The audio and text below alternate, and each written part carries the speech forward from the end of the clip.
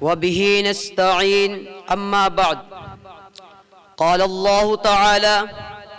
أعوذ بالله من الشيطان الرجيم بسم الله الرحمن الرحيم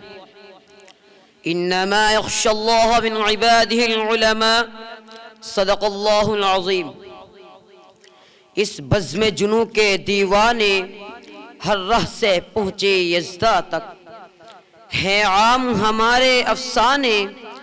دیوار چمن سے زندہ تک، سو بار سوارا ہے ہم نے اس ملک کے گیسوئے برہم کو، یہ اہل جنوں بتلائیں گے کیا ہم نے دیا ہے عالم کو۔ حضرات صدر محترم و اساتذہ اکرام و سامعین عظام، میں حیران و پریشان بلکہ نادم و پشیمان ہوں کہ اس مختصر سے وقت میں ایسے عظیم الشان وسیع و بسیط موضوع پر کس طرح گفتگو کروں۔ سمجھ میں نہیں آتا کہ تاریخ کا آغاز کہاں سے کروں اور کیسے کروں، اس کی کن کن خوبیوں کو بیان کروں اور کن کن خصوصیات کو ترک کر دوں، اس کی علمی سرگرمیوں کا تذکرہ کروں یا اس کے مجاہدانہ کارناموں کی روداد سناؤں، اس کی تحریری دفتروں کی سیر کراؤں یا اس کی تقریری فضاؤں میں پرواز کراؤں، اس کے خلوص و وفا کی داستانیں سناؤں یا اس کے جنون شوق کی آشفتہ سری دکھاؤں۔ سمجھ میں کچھ نہیں آتا کہ چھیڑوں داستہ کیسے، ہزاروں نغمے وفا کے ان کی لبوں پہ آ کر مچل رہے ہیں، لبوں پہ لیکن لگے ہیں پہرے تو بن کے آنسو نکل رہے ہیں، زباں ہے ساکت قلم ہے حیرہ، بتاؤں کیسے میراز پنہا کہ بحر غم میں اٹھا ہے طوفان تو دریا دریا دہل رہے ہیں۔ محترم سامعین، بڑے دکھ اور افسوس کی بات ہے کہ لوگ یہ پوچھتے ہیں کہ دارالعلوم نے دنیا کو کیا دیا۔ بھلا بتاؤ، یہ بھی کوئی پوچھنے کی بات ہے؟ میرے دوستو، اگر پوچھنا ہی تھا تو یہ پوچھتے کہ دارالعلوم نے دنیا کو کیا نہیں دیا، تو میں کہتا کہ دارالعلوم نے دنیا کو الحاد و بے دینی نہیں دی، دارالعلوم نے دنیا کو بے ضمیری و ابن الوقتی اور ایمان فروشی نہیں دی، دارالعلوم نے دنیا کو بے حیائی و بے شرمی نہیں دی، دارالعلوم نے دنیا کو بے غیرتی و بے مروتی نہیں دی، دارالعلوم نے دنیا کو خود غرضی و مفاد پرستی نہیں دی، دارالعلوم نے دنیا کو جی حضوری اور چاپلوسی نہیں دی، دارالعلوم نے دنیا کو پست حوصلگی اور بزدلی نہیں دی، دارالعلوم نے دنیا کو نفرت و عداوت نہیں دی، بلکہ وہ تو ہر دور میں نغمہ مہر و وفا گاتا۔ ہم سے ہمارے دارالعلوم کے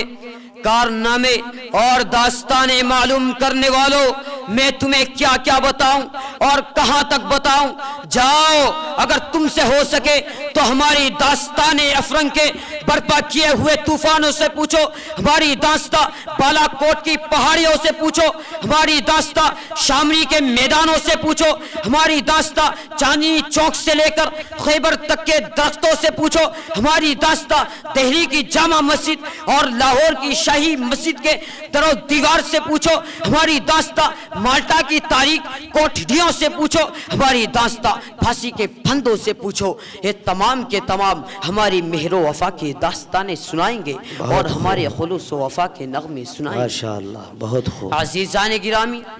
سائلین سوال کرتے ہیں کہ دارالعلوم نے دنیا کو کیا دیا؟ میں دنیا والوں سے پوچھنا چاہتا ہوں کہ بتاؤ، دنیا کو شیخ الہند جیسا امام القائدین کس نے دیا؟ دنیا کو انور شاہ جیسا فخر المحدثین کس نے دیا؟ دنیا کو اشرف علی تھانوی جیسا مفکر و مدبر کس نے دیا؟ دنیا کو کفایت اللہ جیسا مفتی اعظم کس نے دیا؟ دنیا کو مناظر احسن گیلانی جیسا بے مثال ادیب کس نے دیا؟ دنیا کو حضرت حسین احمد مدنی جیسا پیکر صدق و صفا کس نے دیا؟ اور دنیا کو حکیم الاسلام جیسا تصویر خلق اولا کس نے دیا؟ بہت خوب۔ معزز سامعین عظام، کیا یہ ایک روشن حقیقت نہیں ہے؟ کیا یہ ایک تاریخی صداقت نہیں ہے کہ دارالعلوم کے مقدس بدن سے ایسی عظیم الشان اور بے مثال ہستیوں نے جنم لیا جن کی شجاعت و بہادری کی قسم فاتحین اقوام کھاتے تھے، جن کی ہمت و مردانگی کی قسم سلاطین عالم کھاتے تھے، یہ ایک ناقابل انکار حقیقت ہے کہ دارالعلوم کے مبارک شکم سے ایسی بے نظیر شخصیتوں کا ظہور ہوا، جن کا قلب و جگر اسلام کی عظمت سے معمور تھا، جن کے چہرے پر عزم و استقلال کی کرنیں جلوہ فگن تھی، جن کا دل جذبہ جہاد سے سرشار تھا، جنہوں نے اپنی پوری زندگی اسلام کی سربلندی اور اعلاء کلمت اللہ کے لیے وقف کر دی، جنہوں نے ہر دور میں باطل کا مقابلہ کیا ہے، جنہوں نے ہر زمانے میں شیطانی پنجوں کو مروڑا ہے، جب بھی باطل نے سر ابھارا ہے وہ ان کے سروں پر صاعقۂ الہی بن کر گرے ہیں، جب بھی کسی فرعون وقت نے انا ربکم الاعلی کا نعرہ بلند کیا وہ اسی دم جلال موسوی نمودار ہوئے۔ میں اس شعر کے ساتھ اپنی تقریر کو ختم کرنا چاہتا ہوں کہ باطل سے دبنے والے اے آسمان نہیں ہم، کہ باطل سے دبنے والے اے آسمان نہیں ہم، 100 بار کر چکا ہے تو امتحان ہمارا، توحید کی امانت سینوں میں ہے ہمارے، توحید کی امانت سینوں میں ہے ہمارے، آسان نہیں مٹانا نام و نشاں ہمارا، وما علینا الا البلاغ۔